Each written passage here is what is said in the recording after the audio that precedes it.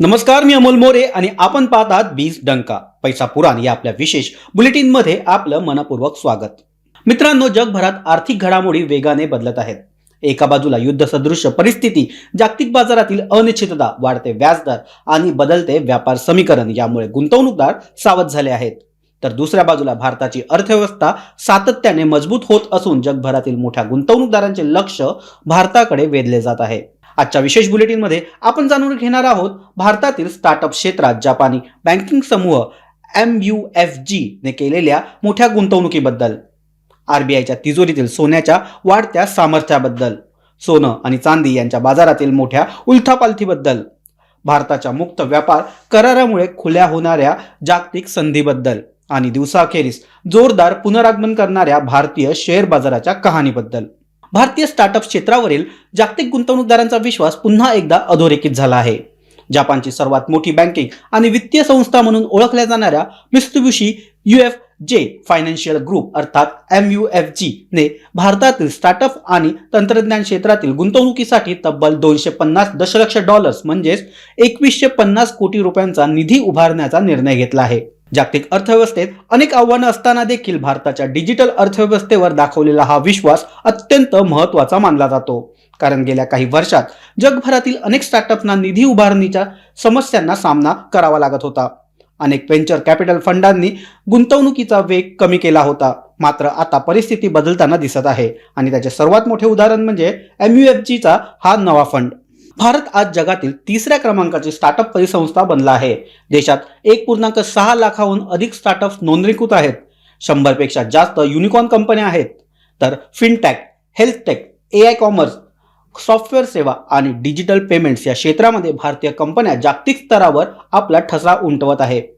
MUFGचा हा निधी अशा स्टार्टअप्समध्ये गुंतवला जाणार आहे ज्यांच्याकडे वेगाने वाढण्याची क्षमता आहे.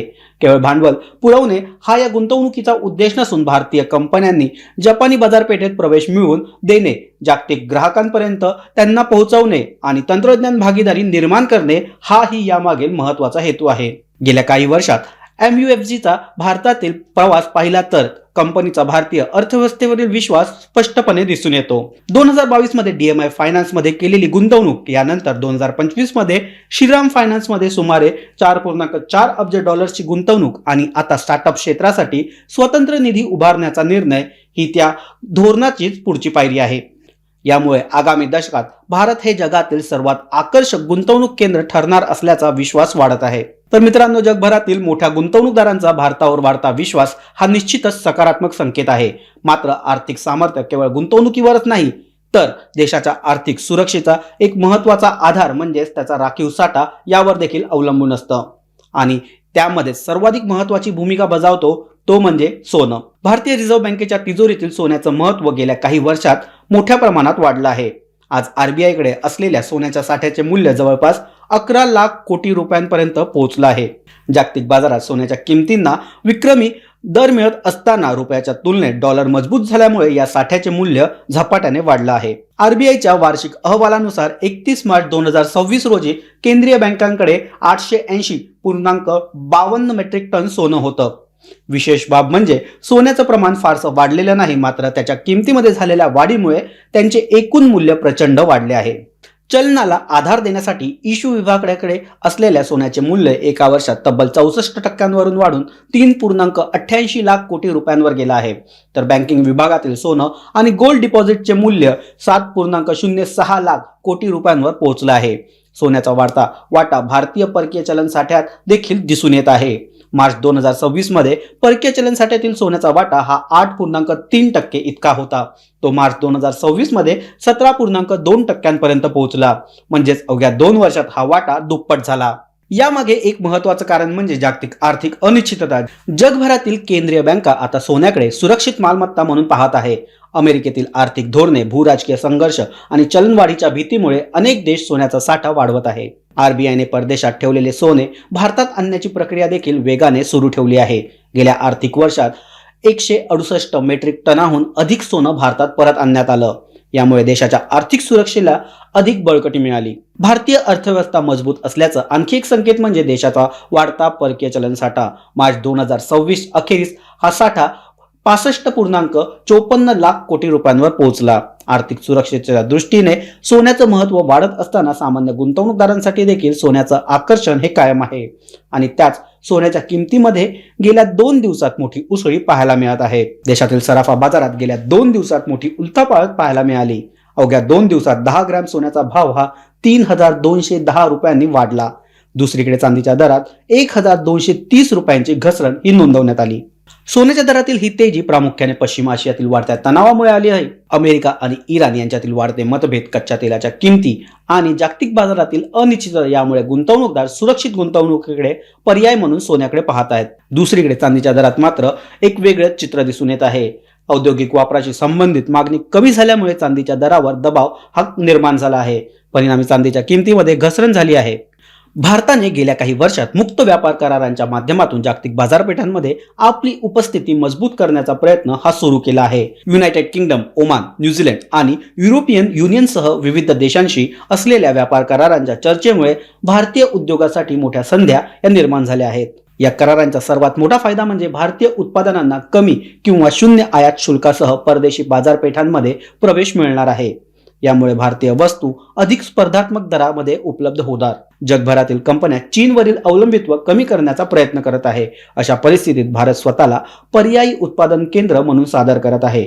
मुक्त व्यापार करारामुळे भारतात परकीय गुंतवणूक वाढवण्यास मदत होऊ शकते. भारत आणि अमेरिका यांच्यातील संभाव्य व्यापार कराराकडे देखील संपूर्ण उद्योग जगताचे लक्ष आहे. हा करार अंतिम झाल्यास भारतीय उत्पादनासाठी अमेरिकेची विशाल बाजारपेठ आणखी खुली होऊ शकते. तज्ज्ञांच्या मते वाढती निर्यात, नवीन गुंतवणूक, तंत्रज्ञान हस्तांतरण आणि रोजगार निर्मिती यांचा एकत्रित फायदा भारतीय अर्थव्यवस्थेला होऊ शकतो. तर मित्रांनो, जागतिक बाजारपेठेतील संधी, वाढती गुंतवणूक, मजबूत आर्थिक पाया या सर्व गोष्टींचा परिणाम शेवटी दिसतो तो शेअर बाजारावर. आणि आज भारतीय शेअर बाजाराने याचाच प्रत्यय दिला आहे. भारतीय शेअर बाजारात आज मोठ्या चढ उताराचं सत्र पाहायला मिळालं. सकाळच्या व्यवहारात सेन्सेक्स 400हून अधिक अंकांनी घसरला. निफ्टी 50 देखील 23,250च्या खाली गेला. पश्चिम आशियातील तणाव, विदेशी गुंतवणूकदारांची विक्री आणि कमकुवत जागतिक संकेत यामुळे बाजारात हा दबावाखाली पाहायला मिळाला. मात्र दुपारनंतर चित्र पूर्णपणे बदललं. IT क्षेत्रातील जोरदार खरेदीमुळे बाजाराला मोठा आधार मिळाला. TCS, इन्फोसिस, HCL टेक आणि टेक महिंद्रा यांच्या शेअर्समध्ये झालेल्या वाढीमुळे निफ्टीने पुन्हा वेग पकडला. दिवसातील निच्चांकी पातळीवरून सेन्सेक्सने तब्बल 750 अंकाची भरारी घेतली. त्यामुळे गुंतवणूकदारांचा आत्मविश्वास पुन्हा वाढल्याचं दिसून आलं. ऊर्जा क्षेत्रातील काही शेअर्सवर मात्र दबाव हा कायम राहिला. कच्च्या तेलाच्या वाढत्या किमतीमुळे रिलायन्स, IGL, BPCL यासारख्या कंपन्यांच्या शेअर्समध्ये अस्थिरता दिसून आली. आजच्या व्यवहारात ओला इलेक्ट्रिक चर्चेत राहिली.